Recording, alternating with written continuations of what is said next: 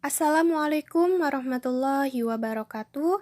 Perkenalkan, kami dari kelompok 5 yang beranggotakan 4 orang, yang terdiri dari pertama ada Alpia Normala Dewi, yang kedua Liza Firdayani Yuliana, yang ketiga Rabiatun Nikmah, dan yang keempat Siti Fatimah.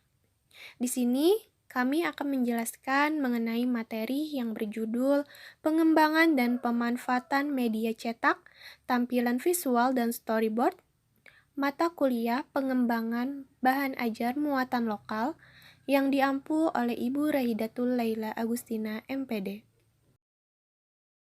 Di sini ada 6 poin utama yang akan kami bahas.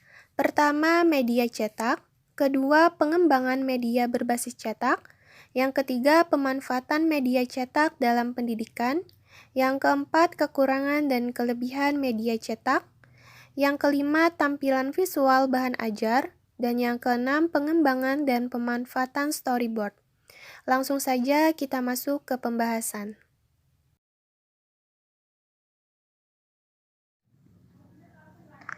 Di sini yang akan dibahas pertama yaitu media cetak. Media bahan cetak menyajikan pesan atau informasi melalui huruf atau gambar yang diilustrasikan untuk lebih memperjelas pesan atau informasi yang akan disampaikan. Media pembelajaran berbasis teks cetak atau printout adalah berbagai media penyampaian pesan pembelajaran di mana padanya terkandung teks atau bacaan dan ilustrasi pendukungnya. Berdasarkan berbagai penelitian, ada beberapa karakteristik media pembelajaran berbasis cetak atau printout yang baik meliputi: yang pertama ada pengorganisasian, yang kedua ada isyarat dan petunjuk, yang ketiga ada keterbacaan, yang keempat ada kecepatan atau pitch, yang kelima ada ketepatan. Selanjutnya, yang B, di sini ada pengembangan media berbasis cetak.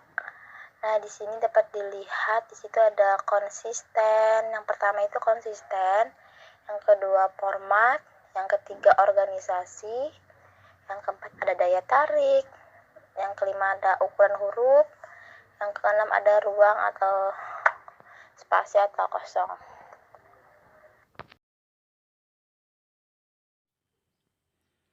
C. Pemanfaatan media cetak dalam pendidikan.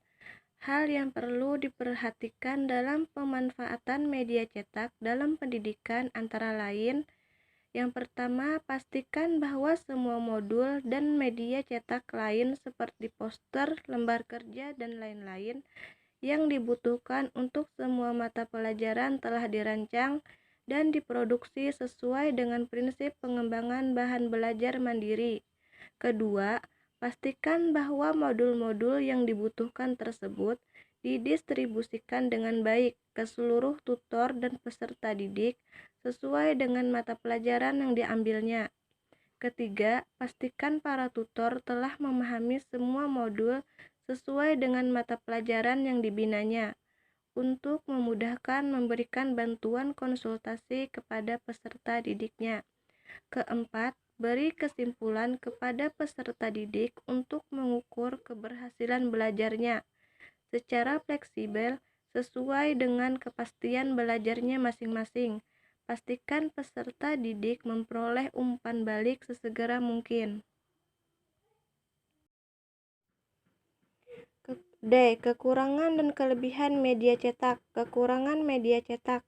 Pertama, sulit menampilkan gerak dalam halaman media cetak. Kedua, biaya percetakan akan mahal. Ketiga, proses percetakan media memakan banyak waktu. Keempat, pembagian unit-unit pelajaran dalam media cetakan harus dirancang sedemikian rupa agar tidak membosankan. Kelima, jika tidak dirawat dengan baik, media cetakan cepat rusak dan hilang. Keenam, bahan cetak yang tebal mungkin dapat membosankan dan mematikan minat siswa untuk membacanya. Kelebihan media cetak: pertama, mampu menyampaikan berbagai informasi. Kedua, dapat digunakan kapan saja dan di mana saja. Ketiga, penggunaannya mudah, tidak bergantung kepada peralatan lain. Keempat, selain bentuk fisiknya mudah dibawa, penataan atau teknik penyajian materinya pun mudah dipelajari. Nah, bisa dilihat contoh media cetak berupa buku, koran, dan majalah.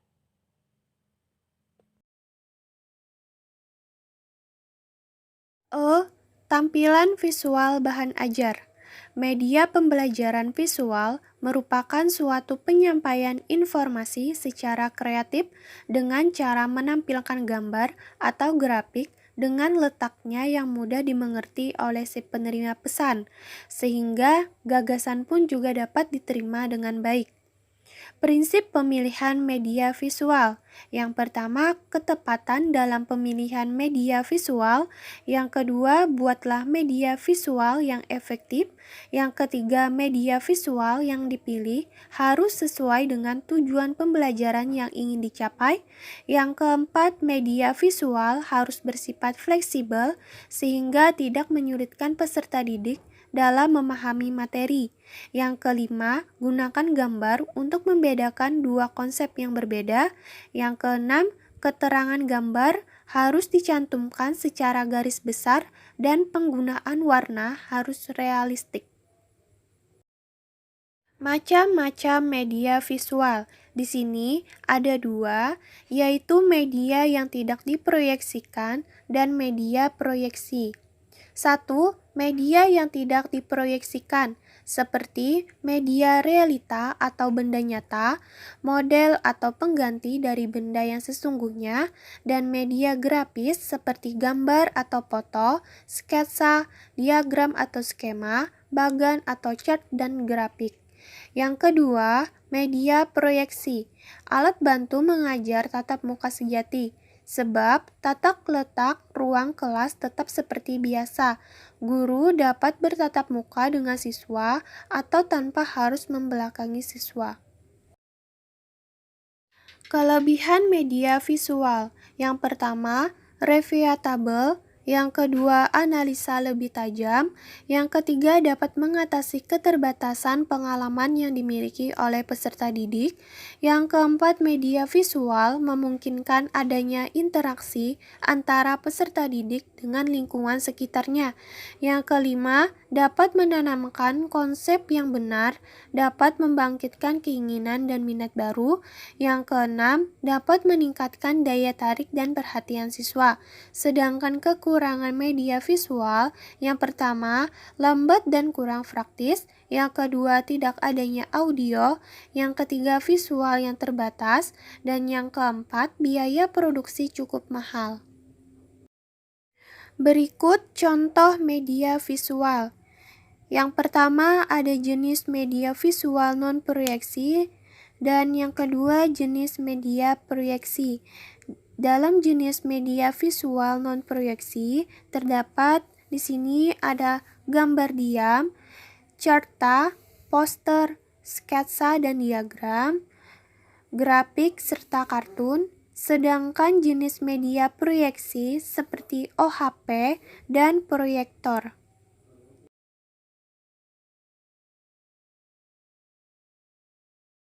App pengembangan dan pemanfaatan storyboard. Storyboard merupakan penjabaran dari alur pembelajaran yang sudah didesain atau flowchart yang berisi informasi pembelajaran dan prosedur serta petunjuk pembelajaran. Fungsi storyboard dalam konteks pembelajaran multimedia interaktif atau CAI yaitu 1. Sebagai media yang memberikan penjelasan secara lebih lengkap apa yang terdapat pada setiap alur di dalam flowchart. 2. Sebagai pedoman bagi programmer dan animator dalam merealisasikan rencana program ke dalam bentuk bahasa program dan animasi. 3. Sebagai pedoman bagi pengisi suara atau narator dan teknisi rekaman dalam merekam suara untuk kebutuhan naskah. 4. Sebagai dokumen tertulis. Dan yang terakhir, sebagai bahan dalam membuat manual book. Tahap pengembangan storyboard. 1. Memilih media yang paling cocok digunakan untuk template storyboard. Yang kedua, membuat daftar kronologi cerita atau timeline seperti halnya dalam komik. Storyboard yang Anda buat juga harus memiliki kronologi cerita secara runtun dan tentunya logis. Yang ketiga, menentukan jalan cerita secara terperinci. Setiap adegan dalam storyboard juga harus mampu menjelaskan cerita secara keseluruhan. Yang keempat, isi deskripsi pada setiap kolom storyboard agar setiap adegan pada storyboard Anda dapat menggambarkan cerita yang ada pada setiap adegan. Tulislah deskripsi bagian-bagian terpenting pada setiap adegan yang ada. 5. Buat dan desain sketsa gambar atau adegan film. Mulailah membuat adegan dengan menggambar pada storyboard. Yang keenam, tambahkan informasi dan deskripsi penting. Informasi penting ini dapat berupa dialog yang terjadi pada setiap adegan dan juga berapa lama waktu pengambilan gambar tersebut. Dan yang terakhir, sentuhan akhir dan selesaikan storyboard Anda. Pada tahap akhir, berikan sentuhan berupa pengembangan storyboard, pewarnaan, atau juga berpikir pada 3 poin perseptif.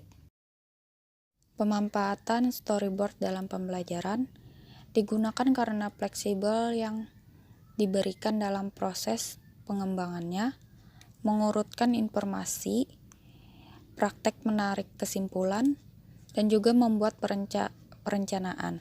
Storyboard menggunakan kartu-kartu yang masing-masing berisi pesan untuk disusun sedemikian rupa sehingga menghasilkan pesan utuh. Storyboard juga tidak memiliki format baku. Format storyboard ditentukan oleh tujuan pengembangannya. Dasar atau alas storyboard dibuat dengan berdasarkan jenis kayu dan bahan. Kelemahan dan kelebihan storyboard: ketidakdapatnya untuk menunjukkan gerak kamera beserta efek optikal seperti penglarutan dan pemudaran. Lalu dengan ada tulisan dan gambar skematis untuk mendeskripsikan apa yang tidak dapat digambarkan, perlu diperhatikan batas pinggir dari sebuah storyboard atau bingkai untuk menunjukkan sudut pandang yang dipilih dari keseluruhan ruang. Di bawah ini adalah contoh gambar dari storyboard. Terima kasih. Wassalamualaikum warahmatullahi wabarakatuh.